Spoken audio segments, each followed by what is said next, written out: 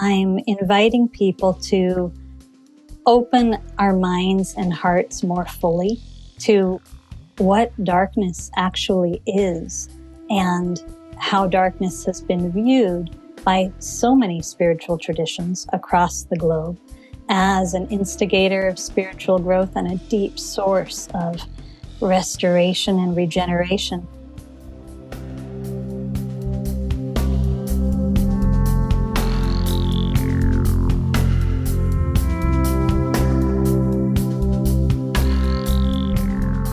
Hey everyone, it's Mindrolling, back for another episode. I'm Raghu, and I'm happy to have with me Deborah Eden Tull. And Deborah has been on Mindrolling. When was it, Deborah? And welcome.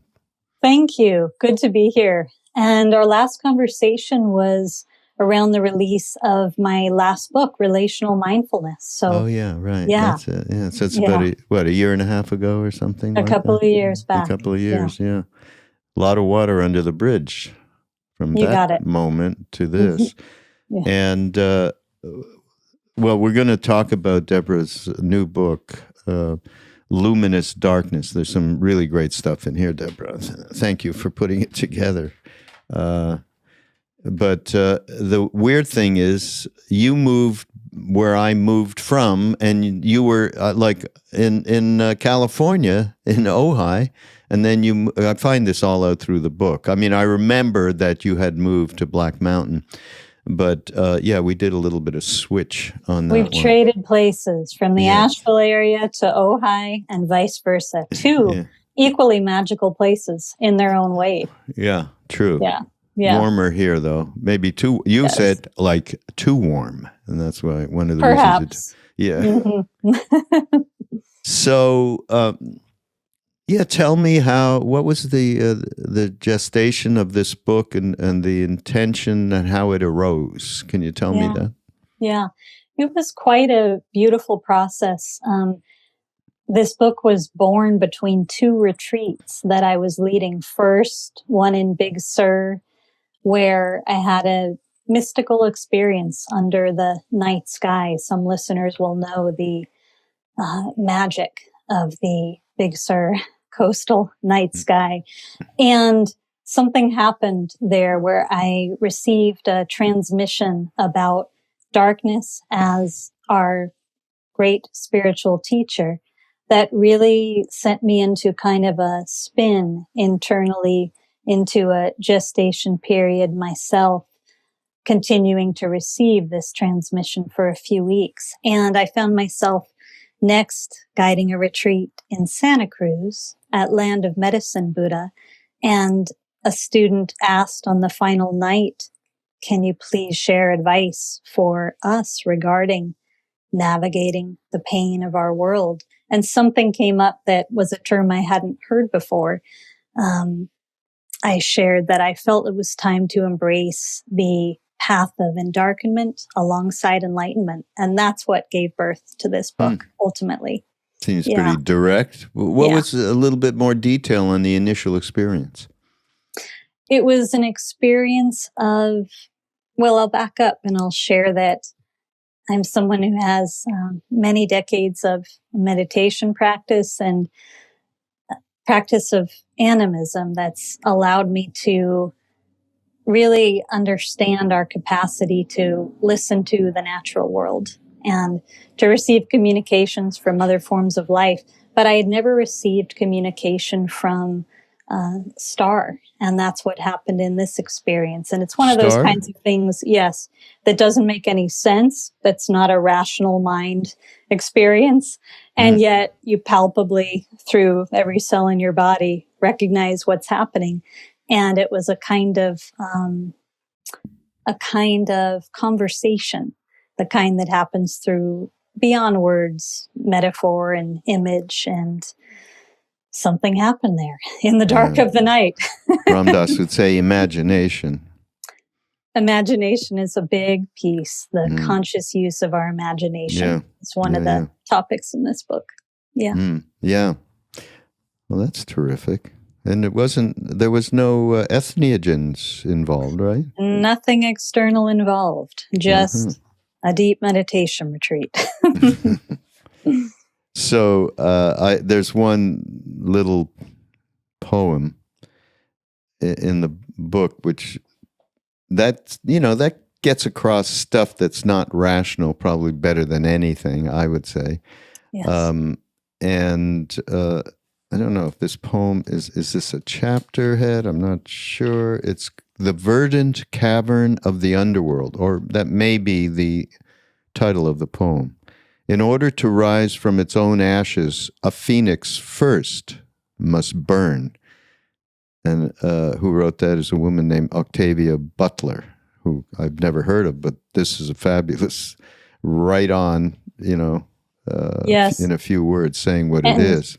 She was an extraordinary African-American writer and visionary, I would say. Yeah. Wow. Well, that's we should investigate a little bit further, because that's just terrific. But just the basic premise, like the one of the premises, that darkness is something many of us fear and we avoid and are not able to embrace all of what it really represents. In my own case, though, I find darkness so very attractive, more about the way in which in deep darkness, or not even deep, in darkness, the facility to go within really gets enhanced. And maybe it's my own penchant for cave-like atmospheres. And the reality is, though, that there is a definitive comfortableness for me in that place. And on the other side of things, forget about waking up with light in the morning. That you might as well conk me over the head, than have me do that. Blackout, give me blackout shades and eye masks, and so there's a way in which I still am obviously reconciling light and dark. So talk about that, please. Sure. So in my experience, nature is our greatest teacher. And I, similar to you, have shared throughout life such an attraction to dark places and caves and the immensity of the night sky. And in this book, I'm inviting people to open our minds and hearts more fully to what darkness actually is and how darkness has been viewed by so many spiritual traditions across the globe as an instigator of spiritual growth and a deep source of restoration and regeneration. But I make the point that the dominant paradigm is holding the unconscious bias that darkness is the absence of light, that darkness is less than light, that we are trying to, both through our obsession with the rational mind, through the overlighting of planet Earth, which the LA Times just posted an interesting article about yesterday, to the kind of fixation that sometimes gets confused with enlightenment as an end or a goal to attain. Spiritual, in spiritual terms, you're speaking. Yes, yes. That all of that is swimming around human consciousness. And so I'm inviting people to investigate and explore more deeply what darkness actually is, if not the absence of light, similar to how in meditation we're invited to explore beyond our sense that emptiness is the absence of something. What is it? The presence of. Yeah. Good. Yeah. That's a good reference, actually, emptiness, because there's the fear of that as much as there is fear of darkness. Yes. And it's just wrong conception, a nihilistic view of nothingness, as Bob Thurman says often. There's no possibility of nothingness. You've got it.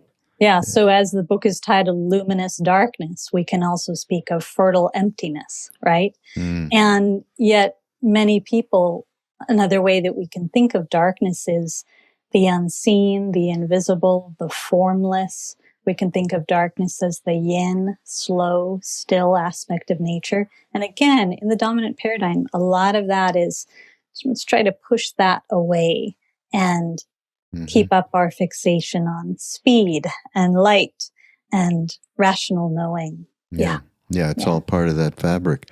Yeah.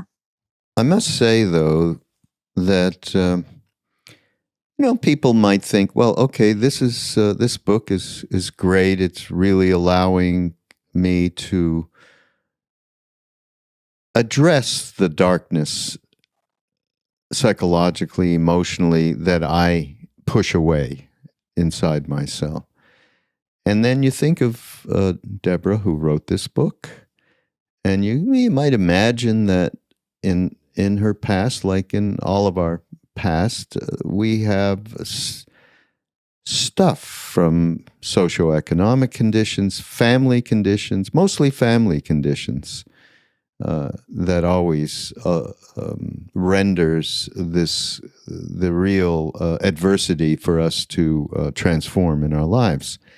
So then I'm reading this book, and I come to the part which I don't think we discussed last time, and it was about your growing up and your parents, particularly your father. If I had a father like you had, okay, I wouldn't be as crazy as I am. I know it for sure. For sure.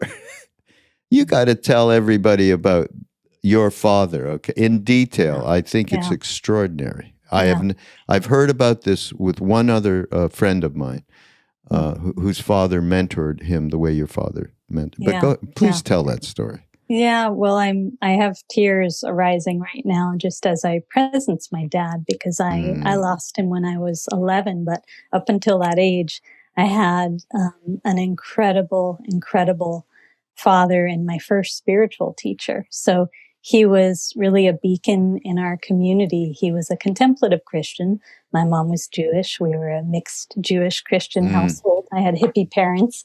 And he was really deeply on an embodied spiritual path. And so as kids, they basically said to us, the form that your spirituality takes is up to you. You can let that unfold, but we want to underline that it's going to be the most important thing in your life. And so he would read to us from the Tao Te Ching and Krishnamurti. Why do I find that so funny? The I early don't know. stories of the Buddha. There you are in Ojai, where Krishnamurti was based. And so many different beautiful inspirations. Jonathan Living Siegel by Richard Bach, and spent a lot of time with us, just really helping us to understand our relationship with life at a deeper level and to ask bigger questions. And so I talk about my dad in this book, and then also in the experience of his death. So he found out one day when I was 11 years old that he had 1 month left to live, just out of the blue, which was shocking because he lived also such a healthy life and was such a vibrant being. But watching the way that he brought his life to a close, which unfolded over 3 months, for me as a kid, that informed my entire path going on. Number one, there was the teacher of impermanence, the avalanche of impermanence, being hit with that reality and recognizing that our time here is short. And number two, seeing someone who had an embodied practice bring their life to a close, even alongside the devastation we were all going through, with grace and love and beauty. It was an extraordinary experience. He hosted gatherings at our home for people to process the grief of his death. It was phenomenal. So that really informed a big part of my path going forth. Yeah. Grace. Yeah. Big time. Wow. Yeah. And you say what he taught, how he taught you, what he taught you to live by: right relationship, kindness, service, integrity, and reverence for nature and spirit. And when you talk about what the LA Times did something around enlightenment, I'd actually Around the overlighting of the planet. I see. Impact. Yeah. Yeah. But on an individual enlightenment basis, people get on the spiritual path, and we're going to go for enlightenment. Yeah. I think go for right relationship, kindness, service, integrity, and a reverence for nature and spirit. That's enlightenment. I'm totally forget that you. other bullshit. Ram Dass, I don't know how many times he told his story of being with Neem Karoli Baba and saying, okay, give me I've told this story every time I tell it, and I go, wow, yeah, it is so present, and it needs that redundancy as far as I'm concerned, because what Ram Dass wanted was the secret keys to immediate enlightenment, right? Mm-hmm. And when he first asked, how do I raise Kundalini or whatever, and Maharaji Neem Karoli Baba said, feed people. And he thought this was the most ticky-tack response. All of his friends were with these incredible lamas, and they were all getting secret teachings and elaborate mantra initiations. So he put it a different way. I don't know how. How do I get to one with God? Whatever way he put it. And Maharaji said, love everyone. And at that point, of course, it broke Ram Dass's brick for a brain that we all have, that we depend on more than anything else, and unfortunately don't recognize it till a little bit later along the path. He got it. It's not about me. It's about what can we do? What service can we do? So, yeah. You lucked out. Well, and I would also share, as I talk about in the book, my mother, to balance my father out, was a very fiery, dedicated activist. They were both social workers. But when I was 6 years old, and we were living in LA, not necessarily always able to afford groceries ourselves. We didn't have a lot of money. We lived simply.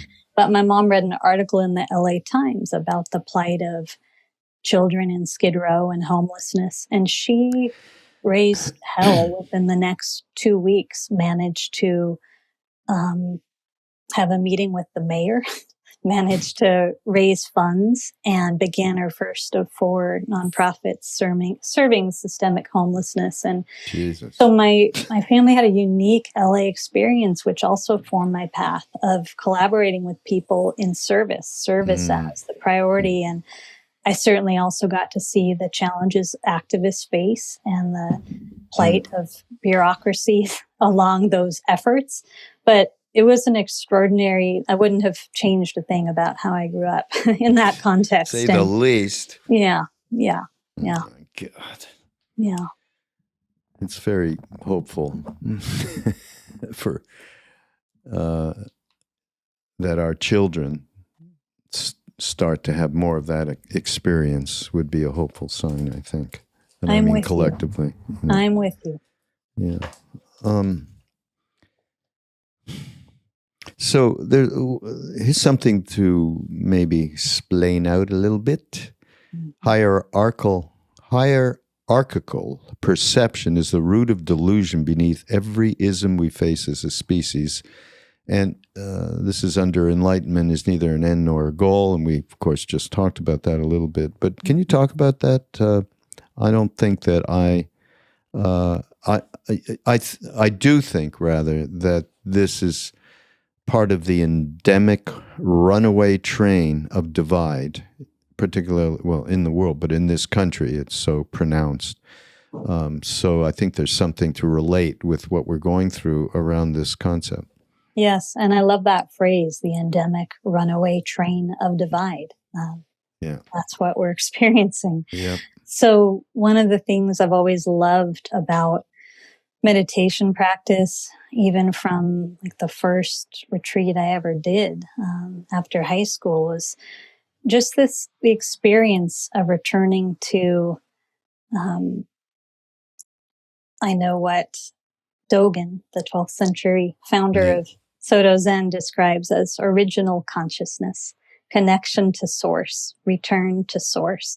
And always experience this as simply a return to our capacity to see life clearly as it is, free of the overlay of duality, free of the overlay of hierarchical perception. This is good, that is bad, this is inferior, that is superior, dark versus light, with one higher than the other. So much of what I see is I've always, through meditation, observed the patterns within myself and my own ego and the collective ego and the isms we're facing, is the extreme impact of hierarchical perception on our world, on our relationships with each other, on how we perceive ourselves. And sometimes when people come to practice with me, just can be fun to get out one's journal and to practice even for simply an hour or longer, witnessing the mind's tendency towards hierarchical perception, just that habit of the conditioned mind, that overlay. And I always invite people into that with a compassionate and light heart, right? Because it can be hard to see. But it is my sense that every ism we're facing comes down to that seed, that perception lens. And one of the things I love about the teacher of darkness, even just recognizing that when we close our eyes for meditation, when we close our eyes to rest, there is a way that the lens of, we might say, the mind of separation and discrimination is somewhat affiliated with light, and the notion of what we see is what we get, and what's surface and is real, and that we are often labeling things and comparing and measuring things as a way of trying to understand them. And that in the darkness, I would suggest, metaphorically and symbolically, we're invited to perceive from a deeper place, from the heart. Does that make sense? Yeah, no, absolutely. Yeah. Because you're cutting out all of the visual and auditory perceptions and so on, the projections. That's why they have those sensory tank things, whatever. Right. You got it. I mean, as a practice. But what certainly the cutting through of the dual feeling inferior, feeling superior, which is really, to me, at the root of this divide. I mean, no matter what. I mean, even considering the reality of lack of education is a big part of this. But even with that, just the way in which it's knee-jerk reaction for us to immediate look. First of all, we're separating people out into categories, but one of the most harmful to me is this, absolutely, is the inferiority, superiority. Yes. And that we're doing it with all of life. We're doing it with the more than human world. I said that just as is that your dog friend who just walked in to join us? Just came in. She's part of the podcast on a weekly. Fabulous. Welcome. But acknowledging the way that we do that equally with the natural world, humans as superior, nature as inferior for us to use. It's just, again, this knee-jerk response. That particularly, it hurts when you even say it. Nature is inferior, and we need to control it, and we need to plunder it. I mean, it's and it's really so delusional. Difficult. Just another thread of the trance of separation. Part of this whole, in this particular section, of course, is addressing spiritual bypassing, which many of us talk about quite a lot, because to some degree we are all doing it. It's, in relation to everything, and even just take the environment where we have found ways to think that we can contribute by separating our garbage, and then we're completely cut off from reality at the same time. That kind of bypassing is becoming very difficult, and I see myself in it. I see the defense mechanisms I have to protect myself from the emotional pain, for instance, and yet there's a laziness there as well, and I think that collective laziness is a big part of the issue and the problem. Yes, yes. And I think related, there's a laziness to putting into the category of darkness everything that we find uncomfortable, that we don't like, that we want to get away from, by putting it into the category of darkness, even trash, for instance, to use a natural resource example for what you were just talking about. We justify getting to turn away from it. We justify getting to put it over there. But there is no over there.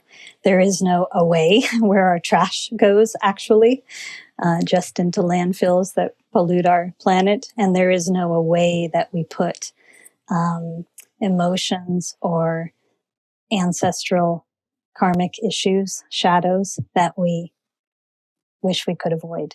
Yeah. Yeah. And of course, we're doing this on a day-to-day basis in all aspects of our lives. It's a big trap.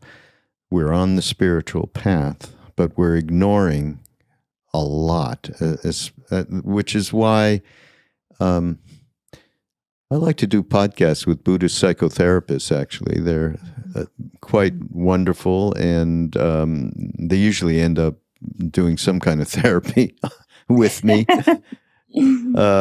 Mark Epstein being one of them. Do you know who Mark is? I do. Yeah. He's got an exceptional way of characterizing the mess that we create for ourselves. But can you just tell a little bit about your history and your time spent practicing Zen in a very rigorous atmosphere?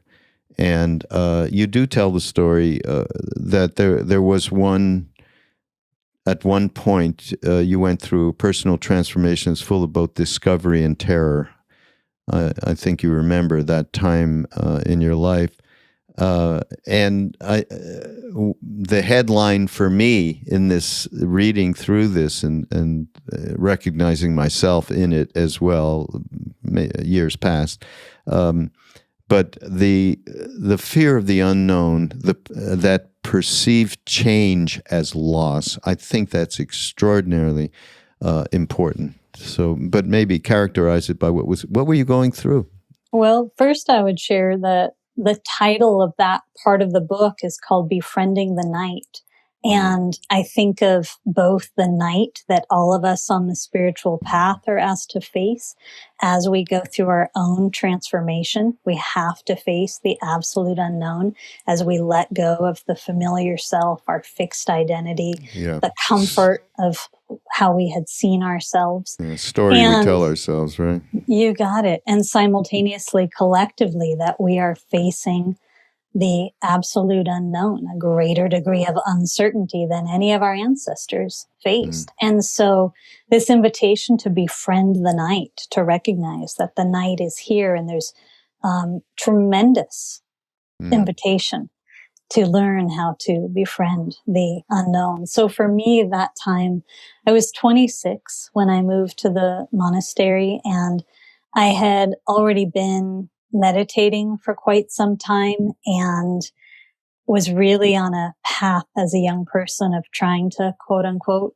save the world, and just recognize, he laughs, pretty early on. No, I was there. I'm with you big time when I went to India. Yeah. And I just remember recognizing that even alongside these incredible projects that I was drawn to and part of, and I got to work for a couple of my heroes during that time, came upon the work of Joanna Macy. Oh, yes. Really we young. Must mention she is phenomenal. She's phenomenal. Yeah. And she changed my life from a young age with the book, World is Lover, World is Self. But I recognize that even in some of the amazing projects, I was involved in both environmental and social justice work, there was just a lot of human ego. There was a lot of human ego getting in the way. And it was this experience of nature seems to have all the answers that we need. And yet the human ego seems to find myriad ways to come in and disrupt efforts. And again, the phrase get in the way. So that was part of what called me to become a Buddhist monk, and also the recognition that my own egoic structure, my own survival strategies, it became more and more painful the more I meditated to see how they operated and how they kept me from sort of a deeper peace and intimacy with life. So when I first moved there, I talked about we were not just a monastery in the wilderness, but also off the grid, center of sustainability. So as soon as the sun went down, we were in vast Sierra wilderness darkness. And I remember it feeling like the deepest, darkest nights I had ever been part of. And so we lived in silence and then spent a number of hours of each day, night in the dark. And there was this connection between how I felt internally, like letting go of who I thought I was and being willing to deepen my practice while at the same time noticing parts of me wanting to cling to old belief systems, the familiar, the known. It was really a push-pull sometimes, and yet this tendril of courage kept me on my path doing the work. And what was beautiful is something about befriending the physical night and just falling in love with the darkness of the night, and even having some experiences that I talk about in the book of literally an experience where I felt my ego dissolve into the darkness of the night. I felt completely one with it, and something changed in my practice then. But it allowed me to then be able to befriend those parts of me that I had judged and deemed as dark, those parts of me that I had traditionally pushed away or just felt were always somehow going to be more inferior to the more mindful parts of me, or whatever standards we're using. And so a real healing began to take place. And this befriending the night theme, I think, offers value to a lot of people right now. Yeah, absolutely. And of course, when we talk about the potential for making friends on many different levels with darkness, how do we get there? And to me, there's no way without talking about mindfulness. And you have this great poem in the book by, is it Ryan? No, it's by Rilke. Yeah. Rainer Maria Rilke. You, darkness of whom I am born, I love you more than the flame that limits the world to the circle it illuminates and excludes all the rest. But the dark embraces everything, shapes and shadows, creatures and me, people, nations, just as they are. It lets me imagine a great presence stirring beside me. I believe in the night. He's so great. He's so great. Again, as I said before, there's nothing like a poem to really get at the heart.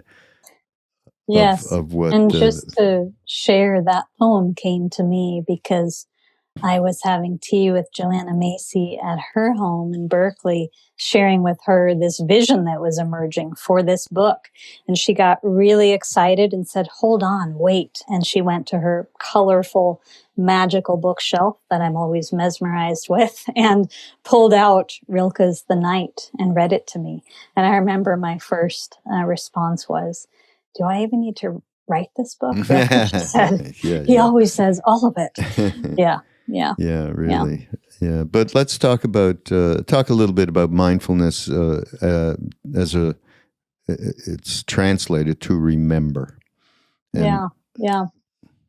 Well, this is an important aspect of the book's teachings. My weekly meditation group is called Remembering the Already Awakened State. because there can be such a false understanding, at least early on in people's practice, that mindfulness is something that exists outside of me, that I need to work hard to attain, or that enlightenment, again, is an end or a goal. If I work hard enough, if I strive hard enough, I can attain it. And just the basic recognition that practice is about remembering who and what we already are, who and what we actually are, remembering the backdrop of spacious presence that already always exists. And so this notion of remembering does have a lot to do with darkness, because darkness is a teacher of receptivity, of giving ourselves permission to slow down, to soften the doing, the efforting, the striving, the trying to get somewhere, and just surrendering to receptivity, being here in the moment, deep listening within and out. And I could share so many stories, but in my own practice, of the significance of recognizing that it was in efforting less, it was in doing less, and settling into the receptivity that was innate within me, that everything I was looking for was already there. And the reason it was so big is because growing up in the world I grew up in, and perhaps also as a woman, and there was so much conditioning. It was like, you have to push and work hard and get past all your shadows. And in order to get there, you have to strive and effort. So I think a lot of humans are bringing mental effort to things that actually require no mental effort, and avoiding this innate receptivity. Yeah. Does that relate with your own experience? Yeah, surrender is a very powerful word and a very powerful reality and practice. And when Ram Dass's Indian brother, who was named K.K. Shah, he died right after Ram Dass, literally a month or so. He actually said, "I'm not going on without him." That's how close they were. Wow. And he was with Neem Karoli Baba from the time he was 7. And he died when he was later 80s. So I asked him to come, because he came a few times to visit with Ram Dass in Maui and to our retreats that we had there. And I asked, and he would get up with Ram Dass and talk about dharma. And one of the things I asked him, I said, we have a very convoluted relationship to the word surrender here in the West. And he said, "You have no idea what surrender. You think it's you," meaning collective Westerners, think it's an object, and that you take something and you do something, and you're giving something up, and it is so wrong-headed.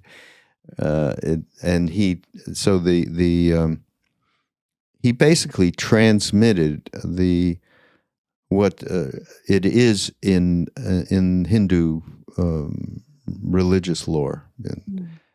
And in the Bhakti tradition, particularly, and it's called Sharanagat, and it's the highest form before there's no form in terms of duality. It's where you get, if this happens, poop, you're whatever, you're poof, and it's about no choice. It comes from the deepest part of yourself. And my best example of it was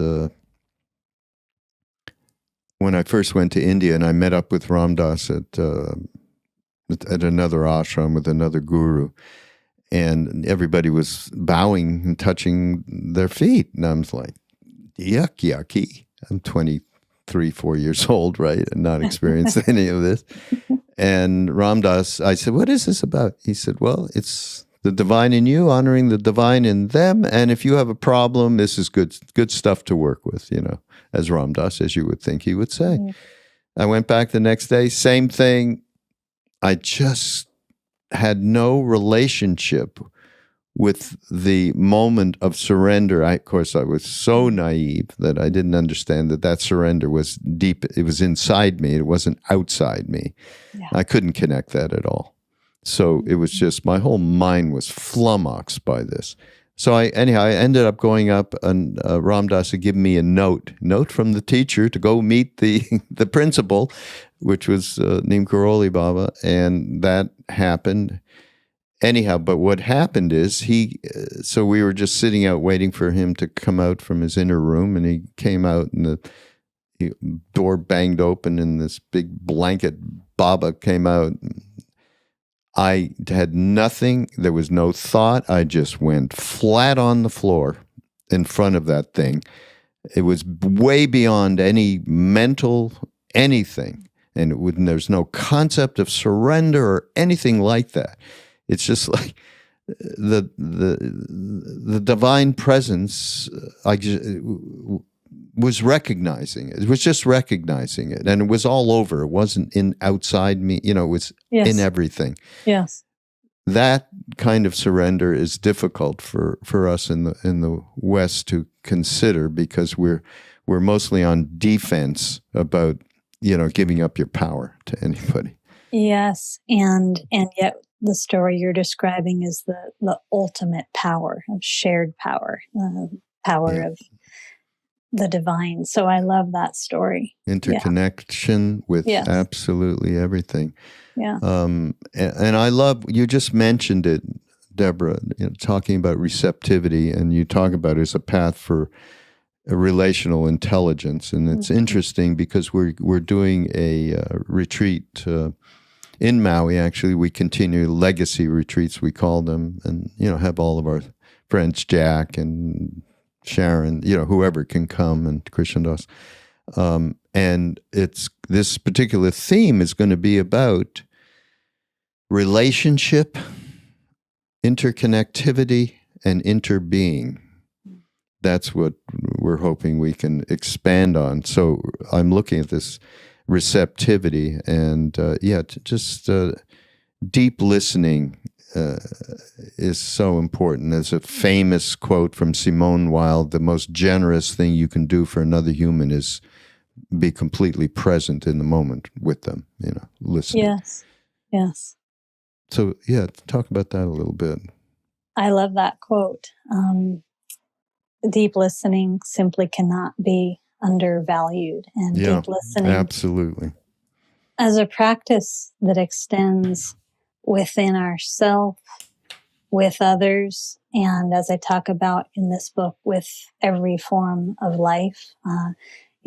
Sometimes people are going along doing what I call shallow listening perhaps caught to the narrative in their own minds, or appearing to listen to someone else, but really listening to your own assessment of what they're saying. So deep listening means cutting through all of that and dropping into our innate receptivity. And it's so counterintuitive in deep listening, in meditation for relational intelligence, that what is most required of us is softening effort and resting more in this place of receptivity. Receptivity, there's a lot I say about it in the book, but, we think of it as the receptive aspects of our nature are expressions of gentleness. It's more the yin aspect of nature. And yet I believe receptivity is our greatest source of power, shared power, the power that heals from the power over paradigm to power with, that I'm fully with you, fully present, whether it's another being, whether it's a tree, whether it's resting with consciousness itself. But I feel like it's such important medicine in today's world, because if children were taught to strengthen their receptivity, to honor and celebrate their receptivity. And instead, we're focusing a lot on the other side, expression, opinion, how to win an argument or debate. Yeah. And in other words, how to relate through othering rather than intervene. Yeah, exactly. Yeah. And back to when we were talking about surrendering, and you talk about surrendering to slowing down. That's another huge impediment for all of us in the West. The speed at which we feel so committed to, and here I am, prime offense, doing all the different kinds of things, and grew up with a father who made sure we were going to be responsible for getting it done. Kind of, that's where I came from. And by the way, completely opposite of your father. I mean, a World War II bomber pilot, PTSD'd out, thought he wasn't afraid of dying, though completely disconnected to the core of who he was. But I ended up okay because this is a famous story. I won't even tell the story except to say Maharaji threw dynamite at him, which was basically asking me if I had given him what Ram Dass gave him, yogi medicine. And I went, acid? Are you? My father went, LSD. And he ended up taking it, and he had a death trip. And then Maharaji finished him off when he saw him a week or 10 days later, to the point where that was the beginning of a relationship that completely turned around for me. So it ended up, yes, but the first part, no, nothing at all like that. So, but back to the whole idea that fast is way better than slow, and that's how we live, is a great point to make in that you do in this book.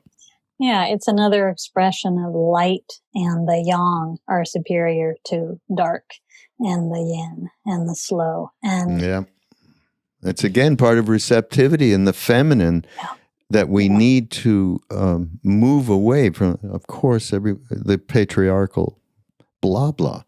So both of these things, right? The receptivity and slowing down. These are all very well pointed.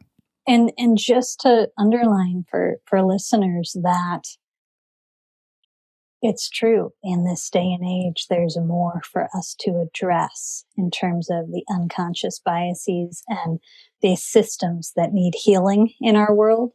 And yet, if we address those things from the sped up marketplace mentality of just focusing on rational mind and doing, I think we miss a beat. So receptivity is also what I consider the strongest foundation for being a change agent, for being a skillful agent of change, for engaging in our world in useful rather than reactive ways, for being a spiritual activist, which is part of my life. Receptivity is a powerful force of nature. So just to remind people of that. Yeah. And I think more humans are embracing what we might call more feminine ways of leadership and the power of yin. Yeah. Yeah, for sure. We're getting close to the end of the podcast, but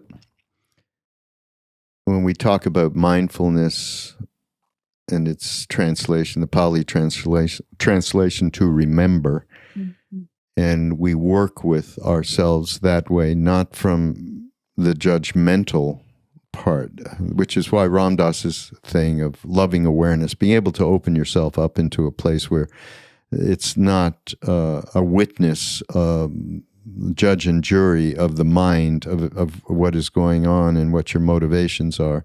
It's a much more generous place that really has to be accessed from the core of our being. We call it spiritual heart, whatever you want to call it. And there is a way just through breath to be able to move into that. And that perspective can really help change a life.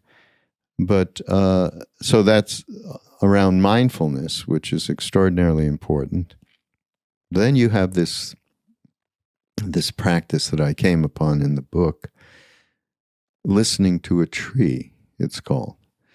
And it's something I just naturally have. In fact, it started out when I lived in North Carolina. And I found a tree that I completely related to, and I would run my dogs by there in the small forest next to the house and all. And I'm going to just read this a little bit because it's a great exercise, if you don't mind. Sure. Step outdoors and allow yourself to be drawn to a tree that you can sit quietly and comfortably by. Greet this tree either with words or by offering your respect energetically. Close your eyes or put on a blindfold. Practice deep listening to this form of life. Let go of any agenda or expectation. Once you have listened for a while, you might ask a question about something you are seeking guidance on from this tree. You might receive information through words, metaphors, images, or a feeling in your body. Just be opening to receiving and ask yourself, what do you notice? And I'll say in my own case of sitting with this particular tree, that's why this jumped out at me, because I didn't. It wasn't even a practice, a formal anything. It was like, oh, wow, here you are. And I would just sit down. It was the same as basically the story I just told about Neem Karoli Baba and just having no choice but to flatten myself on the ground. It was awe. It's awe. And it's a natural thing. And there was this tree. There's the Himalaya, which I've spent a lot of time in, and sitting in front of that is no different. It's completely interconnected, and it's so easy for a person to get out in nature and just, you'll be drawn to a tree. And the tree is so deeply rooted, it's so symbolic in so many different ways. You'll be drawn to a tree where you can have practice some of the things that are in Deborah's book, which is available now, isn't it? And we have to do a little commercial for the book, right? Yes, thank you. And I love that you shared the tree practice. Yeah. Spent a lot of time. Everyone can do it. Conversation with trees. Yeah. Yeah, me too. Absolutely. And just waking up from the anthropocentric view of being human. Yeah. So the book comes out September 27th. I'm not sure exactly what day this will air. So this, we're almost at the end of September in 2022. Yes. So it'll coincide with its available. Oh, that's perfect timing on this podcast. Eh? Yeah. That's great. Well, thank you for putting this together. There's far more beautiful and poignant and enlightening messages in this book. And also, Deborah put herself into it in terms of her own story, which is the best way, in my mind, for people to be able to gather this without feeling like, you didn't go through this? Yeah, no. We all went through this. We all go through the same thing, basically.